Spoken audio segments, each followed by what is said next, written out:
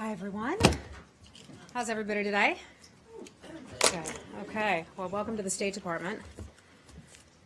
Things are busy in Washington, aren't they? All right. We'll start with a couple things.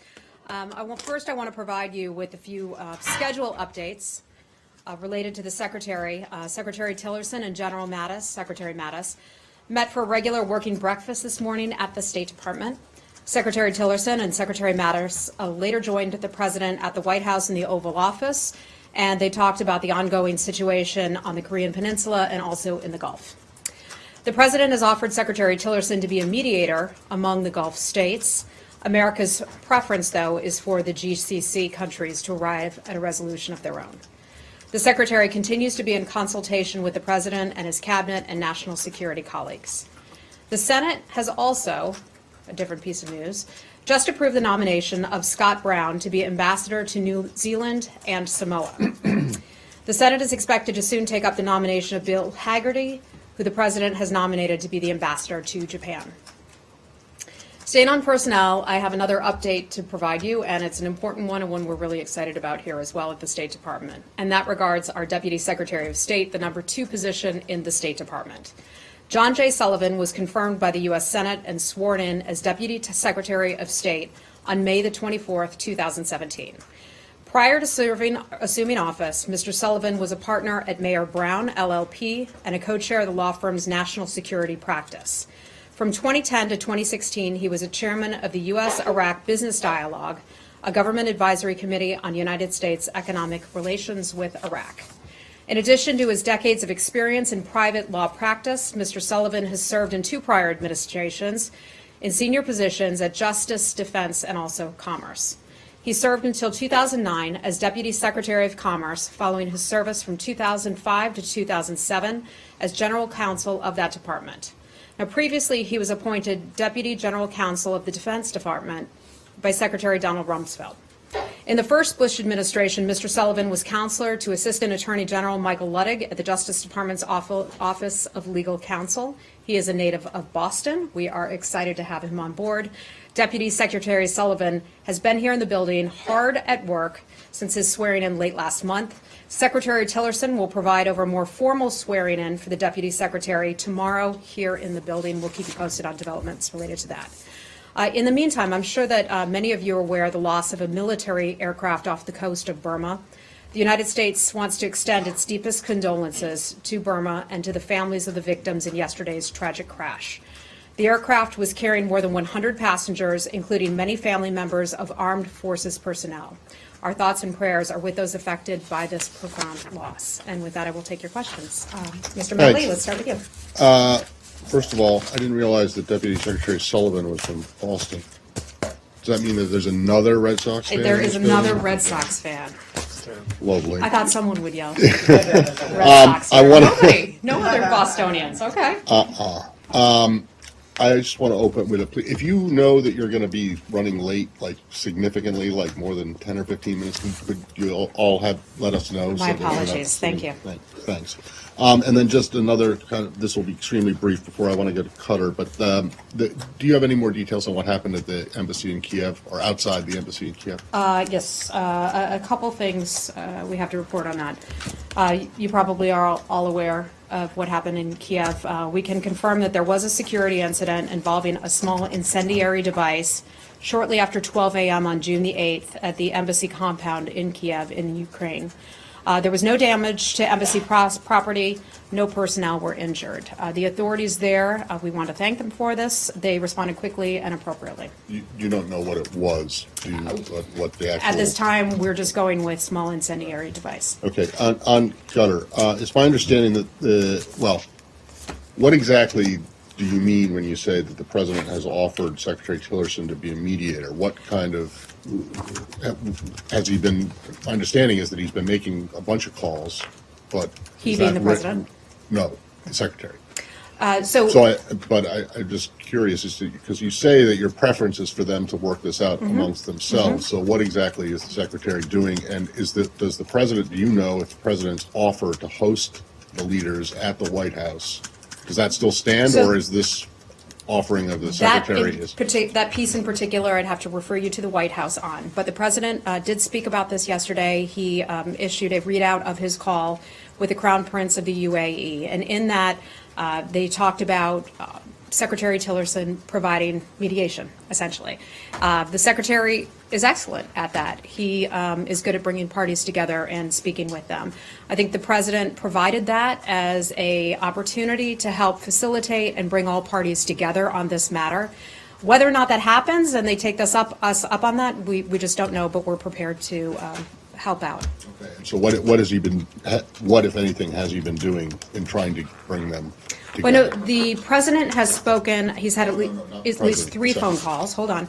The secretary has been meeting not only with Secretary Mattis, but also with the president on this matter. I know a series of phone calls have gone back and forth between the White House and Secretary Tillerson today, talking about this very matter. I don't want to get ahead of what ultimate conversations could potentially come out of this, but these are ongoing. This is going to be a process in which we try to work to bring these countries back together. Has he been in touch with any of his counterparts in the Gulf? Again, I don't want to get ahead of what the secretary's schedule is going to be, but he's working closely with the president to come up with a game plan to handle this. You may have seen that the Qatari foreign minister said today that that the emir would not be able to attend any meeting at the White House if one was arranged, that he needs to stay in the country. Do you have any reaction to that? I do not know. All right. Thanks. Okay. Go ahead. Just a question about the White House statement on the terrorist attacks in Iran that were claimed by ISIS. The State Department obviously issued its own statement, but do you think that the tone and the content of the White House statement was appropriate after an attack that killed 12 people? I think that the State Department and the White House both offered their condolences to the Iranian people. Terrorism is something that we have experienced, as we all know, here at home, that many nations have experienced, and putting out a statement that expressed our condolences is just a normal course of business. This is another example of why our country and other countries need to unite and work together to defeat terrorism. But you know what I'm referring to in terms of the additional statement that the White House put out, basically implying that Iran is a state sponsor of terror, and therefore states that sponsor terrorism risk falling victim to the evil they promote, basically implying that they deserve this attack. I mean, does the State Department think that that's an appropriate thing to say in the wake of a tragedy? I think the State Department and the White House, and I don't want to speak for the White House, but that we were both expressing our concerns and our condolences to the people of Iran. Thank you. Miss, right there. Hi. Tell me your name, please, again. I'm Jenny Park with the USA Journal Korea. Jenny, nice to see you. Thank you. Nice to see you too. North Korea, what is the Secretary Tillerson's reactions about North Koreans' multiple missile launch yesterday? So we are aware of what took place. We continue to call on the DPRK to refrain from what we consider to be provocative actions and destabilizing actions in that arena. That only serves to undermine the situation in the Korean Peninsula. We continue to call on them to stop those destabilizing activities. We hope at some point the talks could resume, but we are nowhere near that point. Did you Also North Korea? Right. On North Korea, this increasingly frequent missile launch from the North Korea making more difficult for the resumption of talks. And then because this launch came a day after South Korea's decision to suspend the deployment of the THAAD, was the United States informed prior to their decision? In particularly, I want to know if last Thursday, when the National Security Council advisor of the newly elected President Moon was here, was this being discussed at all? Thank you. I am not aware of that, if that was discussed, but North Korea's actions just prove, and you brought up the Republic of Korea, that something along the lines of THAAD is something that's important to not only protect U.S. forces, to protect our alliance, and also to protect, help to further strengthen the region. On that point, though, does that mean that you're disappointed in the South Korean decision to delay the I don't want to characterize it as that, but that's something that is incredibly important to the U.S. government. This is a conversation that's taken place at the highest level. We are committed to our South Korean ally. That commitment remains ironclad. We're aware, certainly, of the situation and the suspension of additional launchers. But, and we would continue to say that that was an alliance decision at the time, and we continue to work closely with the ROK throughout the process. Okay, when you say that, so this is something the Secretary has been involved in? Those were parts of the conversations that he had today with Secretary Mattis and also at the White House. No, but I'm sorry, with the South Koreans. That I cannot get into anything along those lines. Can I ask Hold on, you want to stick on the region? Anybody else? Okay. In the region, Okay. in China. Okay, let me just go to Felicia. Hi, Felicia. Hey, thanks. So Jerry Brown met with Xi Jinping about efforts to implement the Paris Climate Agreement. You had Jerry Brown from California. yes, Governor Okay. Jerry Brown. It was in China to meet with Xi Jinping about the Paris Climate Agreement. You had Dave Rank resign from the embassy over the president's Paris decision. There seems to be efforts to kind of go around the Trump administration's stance on the Paris Agreement. Well, Jerry Brown is not a part of the Trump administration. No, that's so I'll just- exactly I would exactly just- what I'm saying. I would just leave it at that. Well, do you have any reaction or comment to This these is the efforts? first time. This is the first I'm hearing about it. I'll refer you to the governor's office. for That. Sticking with the Paris Accord, the Yeah, hi. French government has launched a website to attract scientists to move to France from the US, and explicitly linking this to the decision to leave the Paris Accord. Does this seem like a hostile act, trying to drain your scientists away? Trying to recruit our scientists away to Yeah. France. Would that be a hostile act? I don't think that would be a hostile act. We like our tax dollars here. We prefer that they keep their tax dollars here. I'll just leave it at that. Okay. Okay.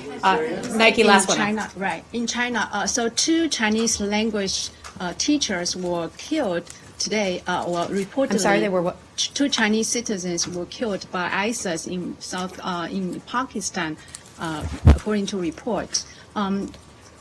First, I would like to know if the United States ever receive any inquiry from the Chinese government to help understand the details of this particular case. And then secondly, I understand the cooperation between U.S. and China on fighting ISIS has been marginal. Given the first round of a diplomatic and security dialogue is going to kick off in 2 weeks, what is the plan for Washington to expand cooperation with China on anti-terror? Nike, I'm going to have to get back with you on the question of the Chinese personnel. It's a fresh story, so we're just looking into that right now. Sir, back there. Sir, with the glasses, your name is, please? Namo. Namo. Yeah, thank you. In Iraqi Kurdistan, the president on Wednesday, President Barzani on Wednesday announced that Iraqi Kurds are going to hold an independence referendum on September 25th. So what is the United States' reaction to this Kurdish independence move? The United States, and we have talked about this one before, we support a unified, stable, democratic, and a federal Iraq. We understand and appreciate the legitimate aspirations of the people of Iraqi Kurdistan.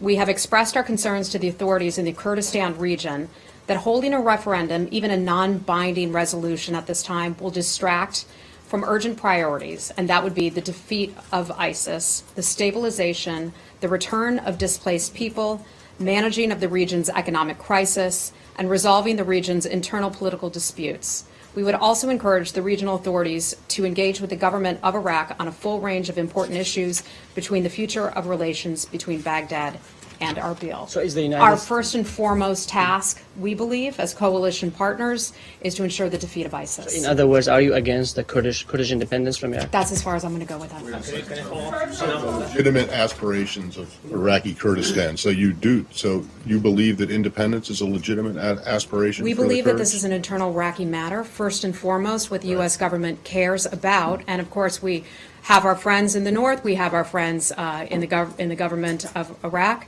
But first and foremost, we have to defeat ISIS. Once that is done, this is something that they can then Okay, address. but once it's done, maybe you can take the question as to whether you believe that independence is a legitimate aspiration, or just for the We Iraqi support a Kurds? unified, stable, democratic, and a federal Iraq. Right. That's why because the aspiration is for independence, and if you're I saying understand. now that it's a legitimate aspiration, that suggests that you would support it. So. Okay. If Thank you you. just- Syria? Who wants it? Sir, I'm sorry, your name is? Coach Shams from NRT. You can just call me Shams. It's easy. Shams. So yeah, the first name is complicated. Your question's about Iraq? Yeah, it's about the same issue. So a couple of weeks ago, leaders of the Kurdish government, some of the leaders, they were here in Washington, and they met people in this building and other administration officials. So can you confirm this is the same message that you gave it to them, or because they are talking about that behind the scene, the tone is much smoother and the United States is more positive toward the Kurdish aspiration for independence? Or can you just confirm this is the same message that you gave to them? I was not in those meetings, so I can't confirm what took place in those meetings. Sir in the back row, red tie? TV in Poland, and I have a Okay, hold on. Let me just go to this gentleman. I have a question about the first ever shipment of U.S. Natural gas to Central Europe to Poland. Is this a one-time event? Are there going to be more of those? Would the U.S. government like to encourage this type of business with Poland? And I also wanted to ask you about the geopolitical meaning of that. Okay. So first, some of you may have seen a statement we put out earlier today about the first shipment going from the United States to Poland of liquefied natural gas. This arrived in Poland on June the 7th. Liquefied natural gas, I'll just call it LNG for short. We see it as supporting American jobs, lower energy prices, and helping to give the Polish people more control, a more reliable stream of gas, if you will. The Polish government currently gets about 72% of its natural gas from Russia. 26% of that comes from Germany, and most of that German gas actually does come from Russia itself. Russia has disrupted, and this has been a major story in Europe, has disrupted gas deliveries over time. That has led to increased prices for folks over there. So there is a terminal in the United States that is now going through the process of freezing it, as I understand, and then liquefying it, and it goes over to Poland. So we're glad to ship it to you. We like to be able to sell you our stuff. So we're glad to have that. We're glad to be able to provide that for you. This is happening out of Louisiana. The company is called Cheniere Energy. I may be mispronouncing it. But that is the company that's going to help facilitate the shipments. We do not have a schedule yet as to how often those shipments will take place. I think that's dependent on your government and what the government of Poland would like from them, but we will facilitate as much as we can. Okay. Anything else on that? Okay. Anybody? Anything else on Poland? In the region in Russia? Okay. Undersecretary Shannon's visit. Is there any possibility that the discussions about the compounds being returned is going to come up as one of the irritants that they're going to discuss? So I don't have any travel to announce at this time about Secretary Shannon's travel. But as many of you know, Undersecretary Shannon met with the foreign minister of Russia in New York back in May. Excuse me, yes, you're right, Deputy Foreign Minister, back in May. Those discussions are ongoing. That is one of the issues, the DACAs, that remains an irritant and something that they have certainly asked us to address. Okay, hold on. On Russia. Anything else on Russia? Yes, on Russia. Okay. On the compound Connor, go ahead. specifically. Your counterpart in the foreign ministry in Russia today said that there would be a quote-unquote mirror response to the seizure of those compounds if the administration did not return them. Can you respond to that threat? Yeah, so I'm not going to respond to a threat being delivered by Russia. I'm also not going to respond to a hypothetical. But so this is a hypothetical then. But if we are considering returning those dashes, Go ahead, Connor. if we're going to return them or considering returning them under this idea of a threat, is that some sort of concession? Does it, or does the threat change the idea that we would return them? I don't think that would. Not at all. Go ahead. Thank you very much. Yeah. I wanted to ask, I know it's been stated there's no agreement that has been reached by senior communications officer and State Department. But is it on the table, the idea of returning the compounds to them? And if so, what actions would be required for Russia has Russia made any moves along the lines of stopping harassment of U.S. diplomats or made any moves to correct what has been done as far as interference in the election that would allow those compounds to be returned? Well, in terms of the election, I think we've been clear on that, that Russia did mess around with our election. The Secretary has talked about that a fair bit, so I'm not going to go beyond what he has already said. We are working to try to rebuild trust with the Russian government.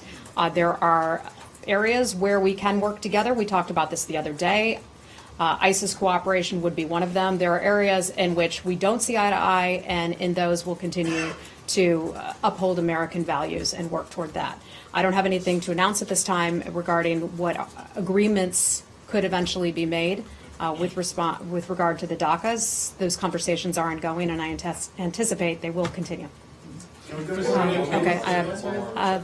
Sorry, Linda, right? Lori. I'm sorry, Lori. Yeah, my sister's Linda. Good to see you. I just want to follow up on the question of the U.S. position on a Kurdish independence referendum. ISIS is going to be defeated soon in Iraq, and might you be more flexible, and might you approach, say, the position of Vladimir Putin, who said in December that the question of Kurdish independence was an internal matter in Iraq, and should be decided between Erbil and Baghdad, and Russia wasn't going to be involved in that decision. That was an internal matter. Do you think that after ISIS is defeated, the United States might be more sympathetic to that position? I'm not going to speculate, but what I can tell you is what I stated for you already, and that is that the United States supports a unified, stable, democratic, and federal Iraq. And I can give you more on that later if you like. Yes, sir. Can you update us on the latest developments with Syria? On Tuesday, then again today, American fighter jets bombed pro-regime groups or parts of the Syrian army and so on. Could you update us on this? And since you are fighting the same enemy, so to speak, they are, and why the escalation at this time? Okay, so you're talking about the strikes at Antanf, correct? Okay. So the Department of Defense has talked about this already. At Tanf is a training garrison where there are coalition forces right there in Syria. That was established through a mutual understanding to deconflict our operations there, to ensure that coalition forces are not endangered by other forces who are also operating in the region. It's a dangerous and complex region, as you well know. The coalition is focused solely on the urgent challenge to defeat ISIS. That has not changed at all. The coalition remains ready to defend itself as pro-regime forces advance toward coalition forces at Tanf and otherwise threaten coalition forces. So we do not see this as an escalation. So this is a response to some sort of an escalation on the Syrian part? You felt that threatened, or the coalition forces were threatened by Syrian forces? I'm not going to get into any of those types of battlefield type questions. That would have to be under DOD, but I just can tell you that this is a deconfliction operation, that the coalition is focused on the urgent challenge of defeating ISIS, but needs to protect itself, and that's what we consider that to be. And lastly, on this point, I wonder if you would react to the increased rhetoric by Iran and of course the Syrian regime in response to these attacks and so on. They're saying that they're warning against more attacks and more targeting of these forces by the U.S. I'm just not going to get into that. Okay. On that, real quick, in the UK, it's election day. How closely is the Secretary following the election? Given one candidate has said of his opponent that pandering to an erratic Trump administration will not deliver stability, is there any concern about a potential Prime Minister Corbyn?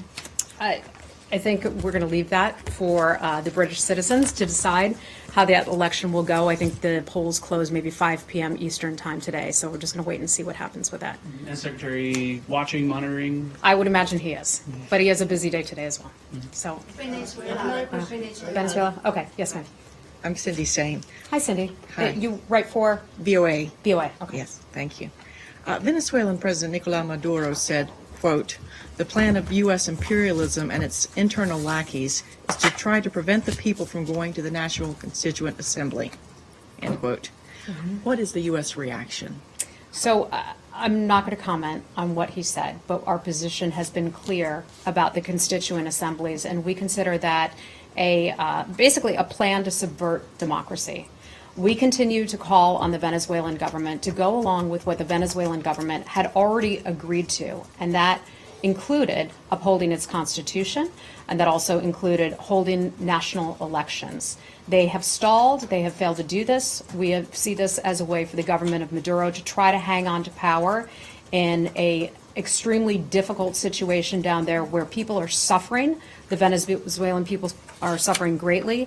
And one of the things the United States does is we continue to call upon the government of Venezuela to release its political prisoners. Thank you. Okay. Miss, right over there in the green. Hi. Jacqueline. Hi, Jacqueline. Some photographic evidence, some of which I actually have with me today, has surfaced allegedly showing an elite Iraqi police force that was actually blacklisted in 2015 by Congress using torture. Will the U.S. government acknowledge these tactics as war crimes? I'm not aware of that, and I don't know where the picture came from, so if you want to ask me something more about that, we can look at that later. Okay, Sir, these okay. accusations are everywhere. And the U.S. is continuing to work with this group. Does the U.S. not take any responsibility with the units that they're Again, coordinating with? I've not seen that photograph. If you'd like to show me that photograph later, we could perhaps have a good discussion about that offline. Thank you. Sir? Thank you, Madam. Goyal, Raghuveer Goyal. I'm with India Globe in Asia today. My two questions. First of all, congratulations. You are already a famous name in the news. Says my mother. Only my mother, yes. Two questions. One on India and Afghanistan. Okay. As far as India is concerned, according to the press reports in India, India's Prime Minister, Mr. Narendra Modi, will be in Washington at the end of this month. Mm-hmm. Now, a lot had been going on during his 3 years as Prime Minister of India, of course with the previous government, President Obama. My question is now that under the new administration, what are we expecting when he visits later on this month? Compare, a lot had been going on in the past, including civil nuclear agreement and all other economic and political and social issues, among others. So what are we expecting, and where do we go as far as U.S.-India relations under the new administration? So, sir, you are looking way ahead to the visit. We look forward to having the Prime Minister here in Washington later. I believe it's later this month. So I'll just have to get back with you as we get closer to that. And second, as far as Afghanistan is concerned, of course, a lot has been going on in the think tanks, including in Carnegie, and also yesterday at the Atlantic Council, there was a panel discussion, including the newly arrived Pakistan's ambassador. There was a heated discussion that when Afghanistan's panels on Afghanistan, they said that Pakistan is favoring the terrorism or supporting terrorism into Afghanistan, but Pakistan's newly arrived ambassadors rejected the issue that he said that his country have no Haqqani network, no Taliban, no Al-Qaeda, no terrorism. Pakistan is today terror-free.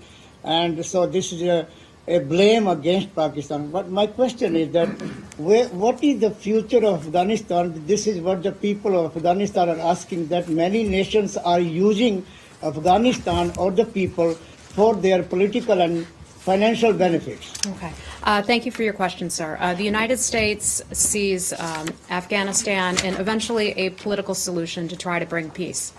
A military solution would be very difficult to try to bring peace to Afghanistan. It's been far too long that folks there have been fighting, and we continue to support the government of Afghanistan. That's all I have to say about that.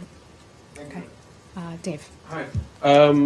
Do you know whether the Kosovo-born Lavdim Muhajiri was killed in Syria by a U.S. drone strike? His family says so. He goes under the nom de guerre Abu Abdullah al-Kosovar. He leads a 300-strong ISIS unit in Syria. I am not aware of that. That sounds like a question that would best be directed to the Department of Defense. Fair enough. Anybody else? Saeed's question earlier about the pro-Assad forces the U.S. has hit. twice now this week. Is Russia doing enough, because they're aligned with those groups, to encourage them to move away from U.S. forces? Again, I think that's a DoD question. I've got a related Sure. question and then something nearby. This is on Bahrain. I wanted to ask this the other day, but didn't get a chance. Since they're involved in this whole Qatar thing, and they are the host of the other large U.S. military base in the region, do you guys have anything to say about the closure of an opposition newspaper there, along with the banning of the last opposition political party? In Bahrain? Let me get to that 1 second.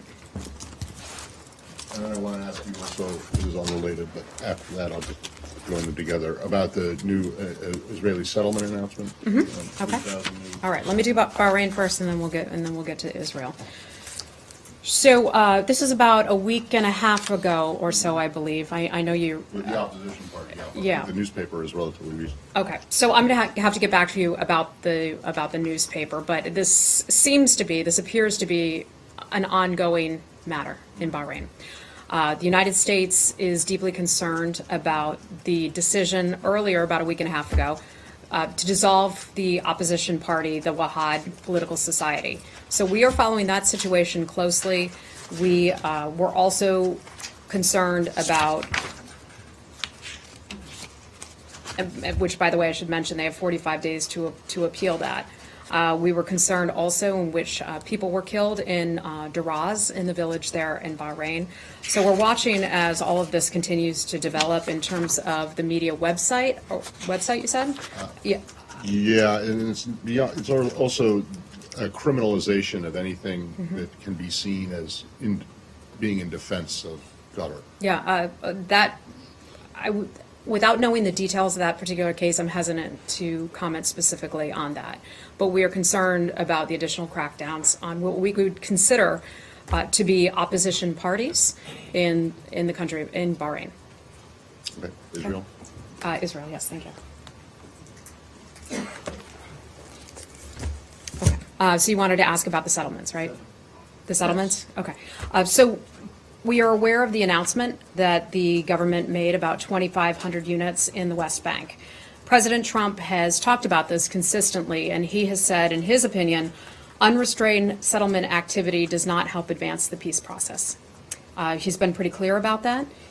It doesn't help the prospect for peace. That is something that the Israeli-Palestinian peace process is important to this administration, and they will keep promoting that.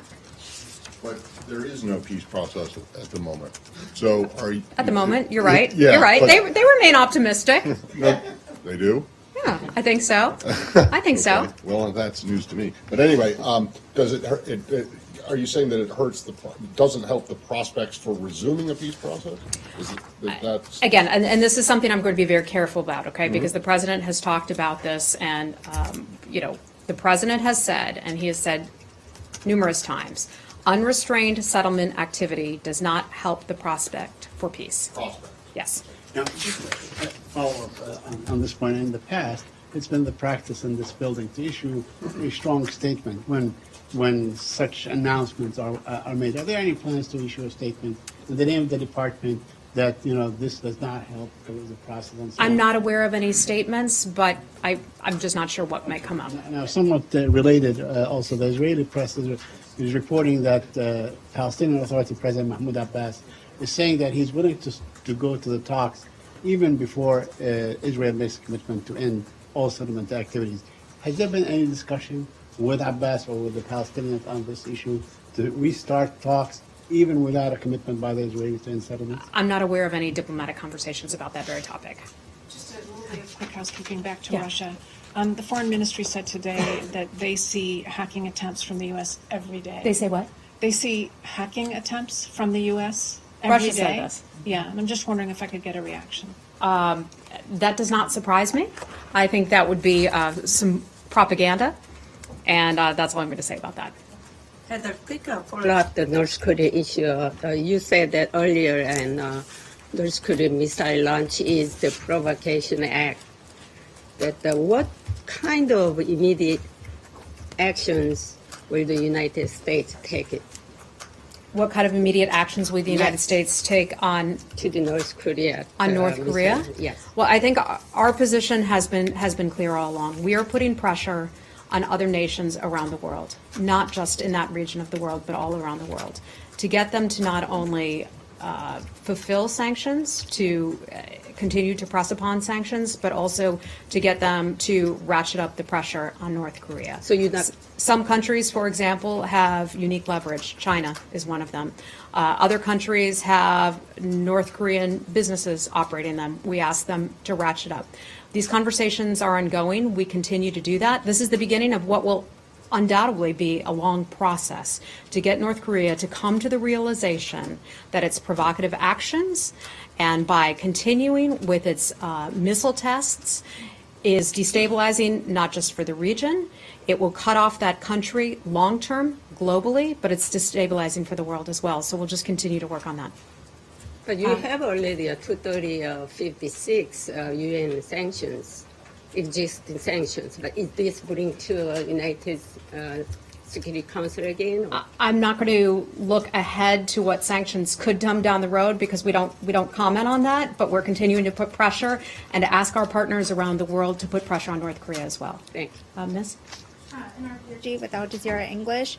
Today, the Qatari foreign minister said that mediations in the I'm sorry, who's foreign minister? The Qatari foreign minister said that mediations in the Gulf crisis have stalled. Does that change the possibility that the U.S. might mediate in this dispute? The United States has said, and the president has made phone calls. Secretary Tillerson is very involved in this matter, as is Secretary of Defense, Mr. Mattis. So they will continue to remain involved in this, and I don't anticipate that that would change in any way. Has Secretary Tillerson spoken with his Qatari counterpart directly? I can't comment on any private diplomatic conversations at this time. If I have any calls to read out or anything, I will get that to you. Sir in the back row? Hi. Hi. What's your name? Matthew from Orient News. Hi, Matthew. Going back to Syria, can you comment on any updates on the operation towards Raqqa, as well as the activities of the 10th Special Forces Group? I can't get into any conversations about any military units. That would best be directed to the Department of Defense. But I can talk with you a little bit about Raqqa. So the Syrian Democratic Forces continue to make progress. They first started truly advancing, more completely advancing on Raqqa earlier this week.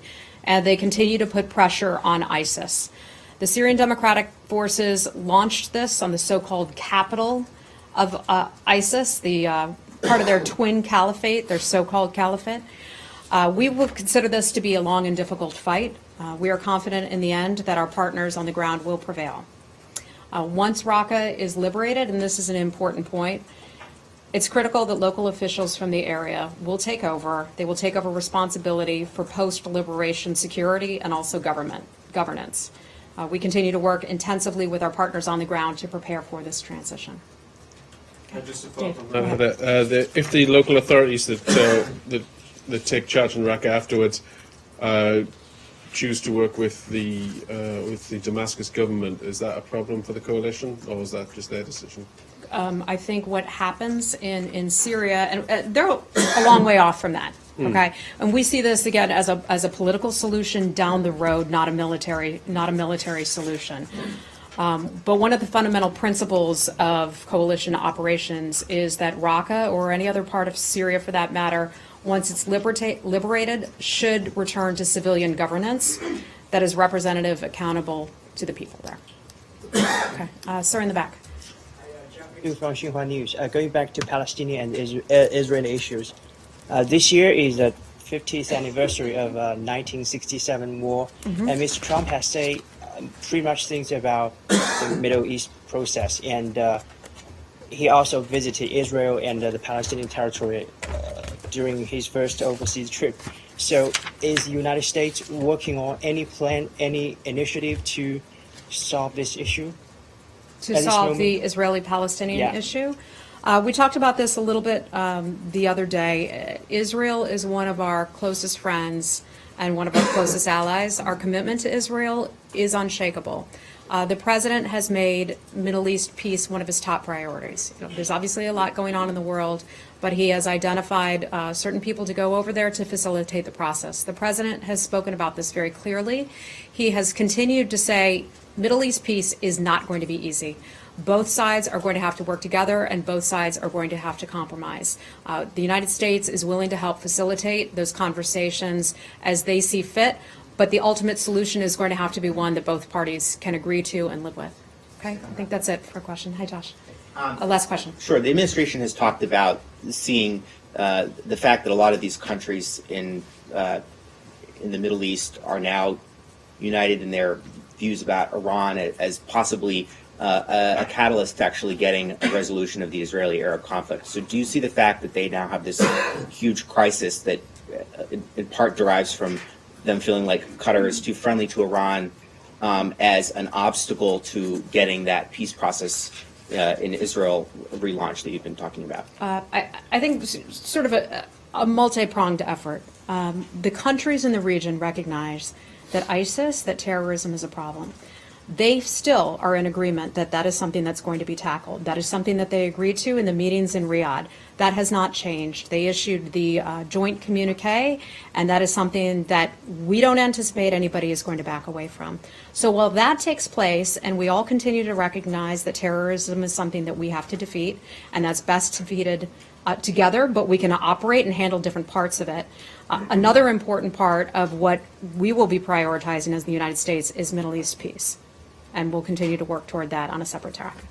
Okay? Okay, last one. You said that the countries recognize that they need to work together to fight ISIS, to fight terrorism, and that hasn't changed.